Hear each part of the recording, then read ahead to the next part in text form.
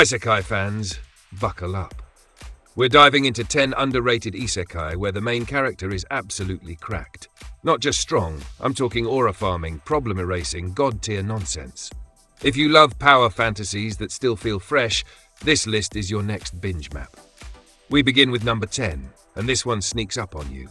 Seirei Gensoki starts like a quiet revenge story, a poor orphan named Ryo trying to survive a brutal fantasy world.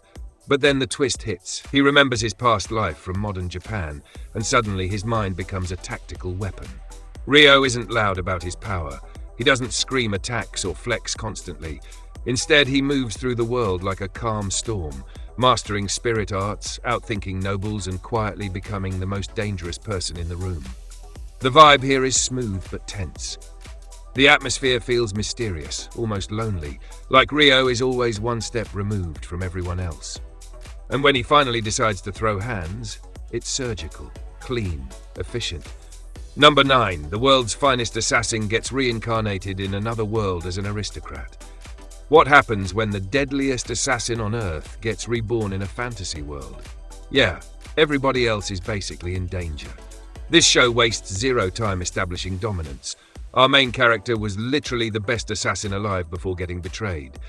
Then a goddess reincarnates him with one mission: kill the future hero before that hero destroys the world.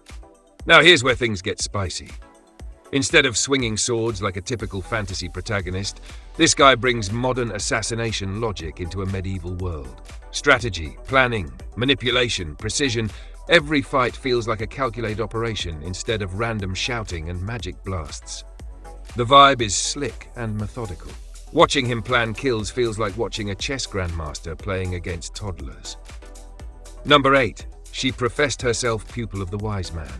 This anime looks like a cute fantasy adventure, until you realize the main character is basically a walking magical nuke. Now looking at number 8, and this one is weird in the best way. Our protagonist was originally a legendary wizard inside an MMO.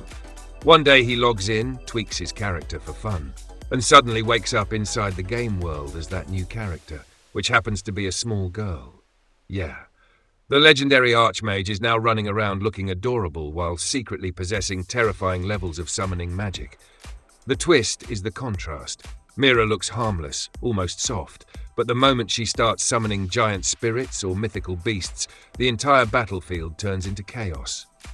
Number 7. Skeleton Knight in another world.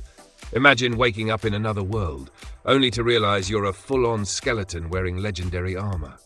Yeah, subtlety is gone. Now we hit number 7, and this show is pure fantasy comfort food with ridiculous power levels. Ark, the main character, was just playing a VR game before suddenly waking up inside the world as his max-level character, a massive armored skeleton knight with absurd stats.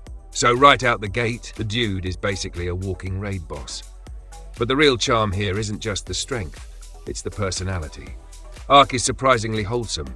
He wants to help people, save villages, stop corruption, even while hiding the fact that he literally looks like death itself. The action scenes are explosive. When Ark swings his sword, enemies don't lose, they disappear. Number 6. Parallel World Pharmacy. You expect sword fights in Isekai. But what if the most broken ability in the world was medicine? Now this one caught a lot of people off guard. Number 6 takes a genius medical researcher and throws him into a medieval fantasy world where healthcare is basically guesswork and prayers. And our MC?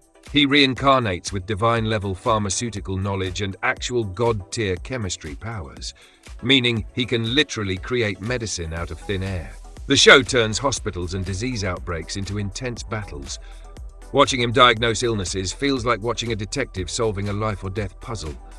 And when nobles try to control medicine for profit, oh, the tension gets real fast. The vibe is surprisingly gripping. It's calm, intellectual, and weirdly satisfying watching the MC dismantle centuries of medical ignorance. Number 5. Reincarnated as a sword. Let me ask you something. What if the overpowered hero in the story was literally a sword? Yeah, that's not a metaphor. At number 5, we've got one of the strangest, most unexpectedly awesome isekai concepts out there. The MC dies and reincarnates as a magical sword with insane abilities, telekinesis, skill absorption, magic attacks, basically turning into a floating legendary weapon.